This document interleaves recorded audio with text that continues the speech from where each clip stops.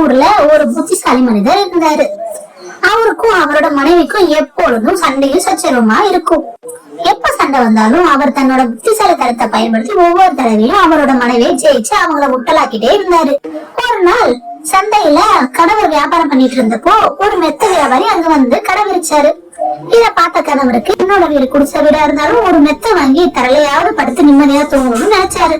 உடனே அந்த கணவர் வியாபாரி கிட்ட போய் ஒரு மெத்த எவ்வளவுன்னு கேட்டாரு. அவர் சொன்னாரு சின்ன மெத்த 200 ரூபாய்னு சொன்னாரு. அப்பதான் அங்க இருந்த கணவரோட நண்பர் சொன்னாரு, இந்த மெத்தைய நீ வாங்கிட்டு போயினா ஒண்ணு நீங்க படுப்பீங்க, இல்ல உங்க மனைவி மட்டும்தான் படுக்க முடியும். ஏன்னா உங்க மனைவி இந்த கிராமத்திலே பெரிய குண்டம்மான்னு சொல்லி சிரிச்சாரு. இதை கேட்ட அந்த கணவருக்கு அவர் சொல்றதும் சரிதானு புரிஞ்சாலும் அவர்கிட்ட 2 மெத்தை வாங்குற அளவுக்கு காசு இல்ல. தன்கிட்ட இருந்த 200 ரூபாய்க்கு சின்ன மெத்தைய சொல்லி வாங்கிட்டு வீட்டுக்கு போனாரு. சாப்பிட்டுட்டு மெத்தைய விரிச்சு படுத்தாரு கணவர். உடனே அவரோட மனைவியும் அந்த மெத்தையிலே படுத்தாங்க. அவங்க ரொம்ப குண்டா இருந்ததால கணவருக்கு கொஞ்சம் மட்டுமே இடம் கிடைச்சிச்சு. ஆனா அவரோட மனைவி அந்த மெத்தையில முக்காவாசி இடத்தை பிடிச்சு நிம்மதியா தூங்குறாங்க. ஆனா கணவருக்கு அந்த இடைஞ்சல்ல படுத்து சரியாகவே தூங்கல.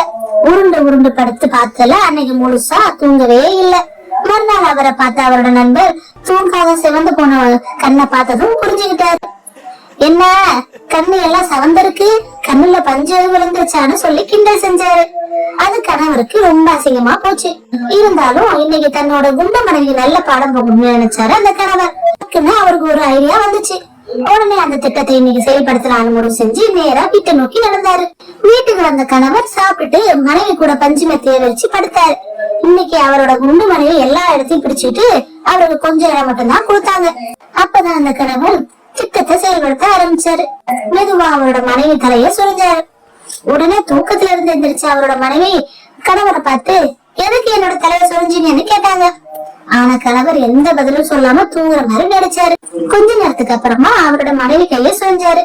திரும்பவும் தூக்கம் காஞ்சி இருந்த மனைவி கணவர் தூங்குறத பார்த்து திரும்ப தூங்க போனாங்க. ஆனா தூக்கம் காய்ந்ததால விடிய தூக்கம் இல்லாம உட்கார்ந்துட்டு இருந்தாங்க.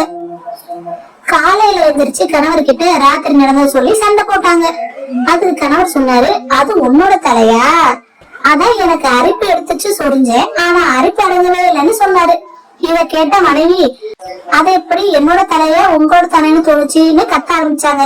அப்பதான் கணவர் சொன்னாரு, நீ மெத்தையில எனக்கு கொஞ்சம் இடத்த கொடுத்துட்டு 3 மெத்தையும் நீயே ஆக்கிரமிச்சு படுத்துட்ட. என்னோட கை எது உன்னோட கை எதுன்னு, என்னோட கால் எது உன்னோட காலுன்னு எனக்கு தெரியலையேன்னு சொன்னாரு. அப்பதான் மனைவிக்கு புரிஞ்சது, மெத்தையில இடம் கொடுக்காதனாலதான் தன்னை பழி வாங்கிட்டாருன்னு. இப்படி ஒரு திட்டம் போட்டு ராத்திரி முழுசும் சொரிஞ்சி தன்னோட தூக்கத்தை கெடுத்துட்டாருன்னு புரிஞ்சது. மறுநாள் இந்த கணவருக்கு படுக்கிற அளவுக்கு இடம் கொடுத்து படுத்து தூங்கினாங்க. இப்படிதான் ஒவ்வொரு தடவையும் தன்னோட புத்திசாலித்தனத்தால அவரோட மனைவிய ஜெயிச்சுக்கிட்டே இருந்தாரு அந்த கணவர். இந்த கதை உங்களுக்கு பிடிச்சிருந்தா லைக் பண்ணுங்க, ஷேர் பண்ணுங்க, சப்ஸ்கிரைப் பண்ணுங்க. நன்றி.